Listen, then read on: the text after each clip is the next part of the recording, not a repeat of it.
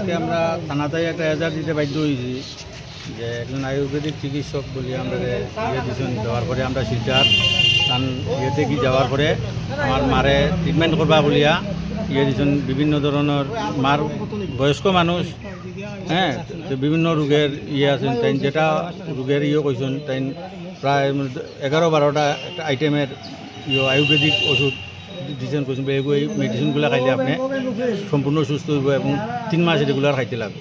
অর্থাৎ কৈছেন বলে 10 দিন খাওয়ার পরেও আপনি শরীরের ইমপ্রুভ বুঝতে পারবা। হ্যাঁ, তো এটা 10 দিন খাওয়ার পরে 6-7 দিন খাওয়ার পরেও টান শরীরের জন্য একটু প্রবলেম শুরু হয়েছে। তারপরে দেয়া কইলা বলে আবার ফোন করার পরে কইলো বলে যেন ঠিক আছে আপনি করুন, এখন আরও 15 দিন খাইলে আপনি বুঝতে পারবেন। 15 দিনও এরকম খুব কষ্টে খাইছেন। আর মার শরীরও নানান নমুনার অশান্তি, জ্বালাফোড়া, মাথা ফাটিয়া যায় গিয়া, ওদিকে পাও ফুলি গেছে গিয়া, মুখ ফুলি গেছে গিয়া। ওপরে যে আমি বললাম বলে ওষুধটা বন্ধ করো, আর খাইও না। হ্যাঁ, তখন তো 6-7 দিন টান্ডে লিয়ে আমরা বড় মানে রাত্র অনিদ্রা করিয়া টান্ডে পাড়া দিতে লাগছে। মানে এমন শরীর খারাপ হয়েছে যে শিলচর ডাক্তার দেখাইতাম এরকম তার শরীর নাই।